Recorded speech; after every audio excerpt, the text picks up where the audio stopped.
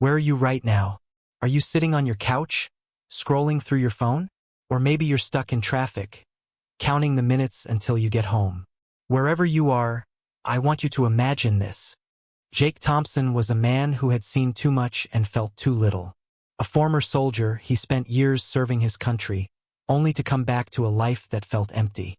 His apartment was small, his bank account smaller, and his dreams? Well, they were buried somewhere deep inside him, along with the memories of war he couldn't shake off. Jake wasn't bitter, though. He still believed in doing the right thing, even when it didn't seem to matter anymore. One cold, rainy night, as Jake walked home from his part-time job at a local diner, he heard shouting coming from a nearby alley. At first, he hesitated. Getting involved never ended well. But then he saw her. A young woman, no older than 25, was cornered by 3 thugs. Her eyes were wide with fear, her hands trembling as she clutched her bag tightly. Without thinking twice, Jake stepped into the alley. "Leave her alone," he growled, his voice low and steady. The thugs turned to face him, smirking like predators sizing up their prey. But Jake wasn't afraid. He'd faced worse. What happened next would change his life forever. The alley was dark, the only light coming from a flickering street lamp at the entrance. The cold rain dripped down Jake's jacket as he stepped closer, his boots splashing in puddles. The 3 thugs had their backs to him, towering over the young woman like wolves circling their prey. One of them yanked her bag away, and she let out a small cry. That's when Jake moved. "Leave her alone," he growled, his voice cutting through the tension like a knife. The thugs froze for a second, then turned to face him. Their smirks told Jake they didn't see him as a threat, just another guy trying to play hero. They were wrong. The first thug charged at him, swinging wildly. Jake sidestepped easily, grabbing the man's arm and twisting it behind his back before shoving him into the wall. Another pulled out a switchblade, its blade glinting under the dim light. Jake's heart raced, but his body stayed calm. He'd been in worse situations. When the thug lunged, Jake caught his wrist mid-swing and slammed his elbow into the man's face. The knife clattered to the ground. But the third thug wasn't as reckless. He came from behind, landing a hard kick to Jake's ribs that sent him stumbling. Pain shot through his side, but Jake gritted his teeth and pushed through it. With one final burst of energy, he tackled the last thug to the ground, pinning him there until the other 2 scrambled to their feet and ran off, dragging their injured friend with them. Jake stood, breathing heavily, blood trickling from a cut on his forehead. He turned to the woman, who was still pressed against the wall, clutching her bag tightly. Her wide eyes locked onto his, filled with both fear and relief. "Are you okay?" Jake asked, his voice softer now. She nodded, tears streaming down her face. "Thank you," she whispered, her voice trembling. You saved me." Jake shrugged, wincing as he touched his side. Just doing what anyone else would have done. But something about her gaze made him pause. It wasn't just gratitude, it was something deeper, almost calculating. She took a step closer, her voice dropping to a whisper. "You don't know what this means, or who I am." Before Jake could respond, she turned and hurried out of the alley, disappearing into the rainy night.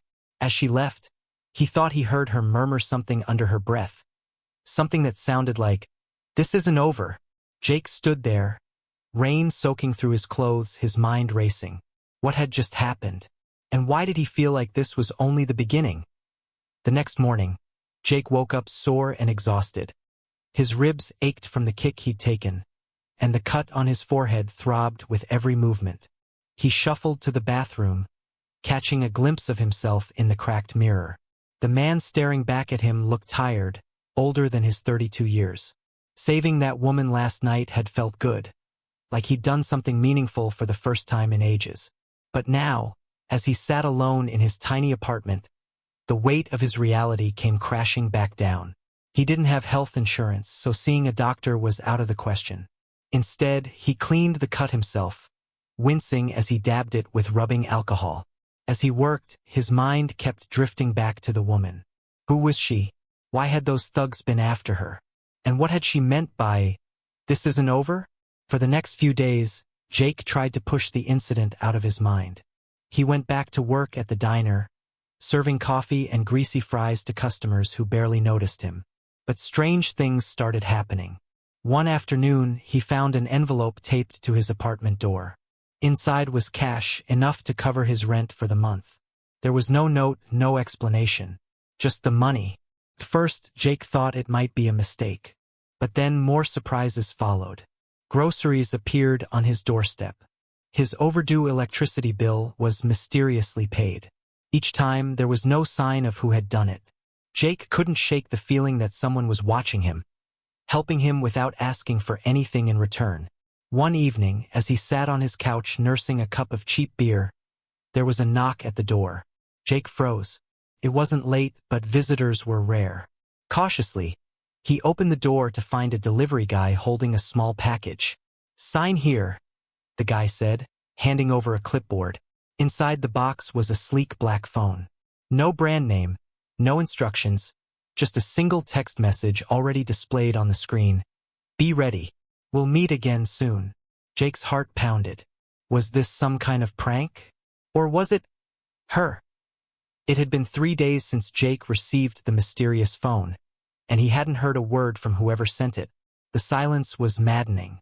He carried the phone everywhere, half expecting it to ring or buzz with another cryptic message. But nothing happened until one evening when he least expected it.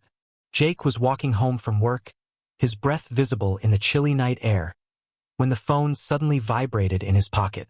Startled, he pulled it out and stared at the screen. A single address blinked back at him: 1425 Crestwood Tower. Beneath it, a time: 8 p.m. That was in 20 minutes. His first instinct was suspicion. This could be a trap. For all he knew, the thugs from the alley, or worse, were waiting for him. But something deep inside told him to go. Maybe it was curiosity. Maybe it was the hope that this would finally give him answers. Whatever it was, Jake found himself hailing a cab and heading toward the address. Crestwood Tower was an imposing skyscraper in the heart of downtown, its glass facade reflecting the city lights like a beacon. Jake stepped into the sleek lobby, feeling out of place in his worn jacket and scuffed boots. Before he could ask anyone for directions, a sharply dressed man approached him. "Mr. Thompson?" the man asked, his tone polite but clipped. Jake nodded warily. "Yeah, that's me. Please follow me," the man said, gesturing toward the elevators. They rode up in silence, the numbers on the elevator panel climbing higher and higher until they reached the top floor. When the doors opened, Jake stepped into a luxurious office suite. Floor-to-ceiling windows offered a breathtaking view of the city skyline, but his attention was immediately drawn to the woman standing by the window. It was her, the woman from the alley. She turned to face him, her expression calm but intense. Gone was the frightened girl he'd saved. In her place stood someone confident, commanding. She wore a tailored suit that screamed power, and her piercing gaze locked onto his. "Jake," she said, her voice smooth and steady. "Thank you for coming." He crossed his arms, trying to mask his unease. "You've got some explaining to do." She nodded, motioning for him to sit. "My name is Emily Carter. I'm the head of an organization called Aurora Initiative. We operate globally, working behind the scenes to protect people and communities in need." Jake raised an eyebrow. "And you're telling me this because?" Emily leaned forward, her eyes never leaving his. "Because you saved my life. And not just mine. Our entire operation was at risk that night. Those men weren't random thugs. They were hired assassins sent to silence me." Jake's jaw tightened. "So what? You're repaying me by dragging me into whatever mess you're in?" "No," Emily said firmly. "I'm offering you a chance to join us, to use your skills for something greater than yourself. What you did that night, it reminded me why we do what we do. Humanity still has good people like you, people who act without hesitation, even when it costs them." Jake hesitated, his mind racing. This was insane. Too good to be true. Yet part of him wanted to believe her. Before he could respond, Emily added softly, "Think about it, Jake. You've spent years searching for purpose. Here's your chance to find it again. Jake didn't answer right away. He sat there, staring at Emily, his mind a whirlwind of emotions. On one hand, this offer sounded like something out of a movie, a chance to be part of something bigger, to make a real difference. But on the other hand, it felt too perfect, almost surreal. Was he ready to trust someone he barely knew? Could he even handle the responsibility that came with joining an elite organization like Aurora Initiative? Emily seemed to sense his hesitation. She leaned back in her chair, giving him space to think. "You don't have to decide tonight," she said gently. "But I want you to know why I'm asking you. It's not just because you saved me. It's because I see something in you. Strength, integrity, a willingness to do what's right even when no one's watching. Those are rare qualities, Jake. And they're exactly what we need." Her words hit home. For years, Jake had carried the weight of his past mistakes, convinced he wasn't worthy of redemption. But hearing Emily talk about him like this, like he still had value, it stirred something deep inside. Over the next few days, Jake couldn't stop thinking about her offer. Memories flooded back. Moments when he'd gone out of his way to help others, even if it meant risking himself. There was the time he'd stopped to help a stranded driver on the highway during a snowstorm, or the day he'd given his last $20 to a homeless veteran outside the diner. Small acts of kindness that hadn't changed the world, but maybe, just maybe, they'd made a difference in someone's life. One evening, as he stared at the black phone sitting on his kitchen counter, Jake realized something. Those little choices had led him here, to Emily, to this moment. Maybe karma wasn't just some abstract idea, it was real. Every good action, no matter how small, created ripples that could change everything. The next morning, Jake called the number Emily had given him. When she answered, her voice was calm but expectant. "I'm in," he said simply. There was a pause, then a soft laugh. "Good," Emily replied. "Meet me tomorrow at 9 a.m. We'll get started." When Jake arrived at Aurora Initiative's headquarters the following day, he was greeted by a team of professionals who treated him with respect and admiration. Over the next week, he underwent rigorous training, learning about the organization's missions and operations. They weren't soldiers, they were protectors, working to prevent disasters before they happened. His first mission came sooner than expected. A group of refugees was being targeted by human traffickers in Eastern Europe. Jake's job was to help coordinate their safe evacuation. The operation was intense, filled with close calls and heart-stopping moments. But in the end, they succeeded. Watching the grateful faces of the families they'd saved reminded Jake of why he joined in the first place. For the first time in years, he felt alive, purposeful. Like he was finally where he belonged. Jake's newfound sense of purpose didn't mean the road ahead would be easy. On his third mission, things went dangerously wrong. Aurora Initiative had received intel about a weapons smuggling ring operating in a remote desert region. The plan was simple: gather evidence, neutralize the threat, and extract before anyone noticed. But plans rarely survive contact with reality. As Jake led a small team into the compound under cover of darkness, everything seemed to go smoothly. At first, they disabled guards quietly, planted tracking devices on crates of illegal arms, and prepared to retreat. But just as they were about to leave, alarms blared through the night. Someone had tipped off the smugglers. Chaos erupted instantly. Armed men poured out of buildings, firing wildly into the darkness. Jake shouted orders, guiding his team toward their extraction point while returning fire. Bullets whizzed past his head, kicking up sand around him. His heart pounded as he realized one of his teammates, a young operative named Maria, had fallen behind during the chaos. Without hesitation, Jake turned back. "Cover me!" he yelled, sprinting toward Maria, who lay sprawled on the ground, clutching her leg. He hoisted her over his shoulder and ran, bullets peppering the earth around them. Just as they reached the rendezvous point, an explosion rocked the compound, sending a shockwave that knocked Jake off his feet. Through the smoke and confusion, headlights appeared in the distance. A black SUV screeched to a halt nearby, and Emily jumped out, her face pale but determined. She helped Jake drag Maria into the vehicle before climbing into the driver's seat herself. "What are you doing here?" Jake demanded as the SUV sped away, enemy vehicles hot on their tail. "I couldn't let you face this alone," Emily snapped, her voice tight with emotion. "You've done so much for us, for me. I wasn't going to lose you." Her words hit Jake like a punch to the gut. In that moment, he saw the truth. Emily wasn't just his boss or the woman he'd saved. She trusted him completely, enough to risk her own life for his.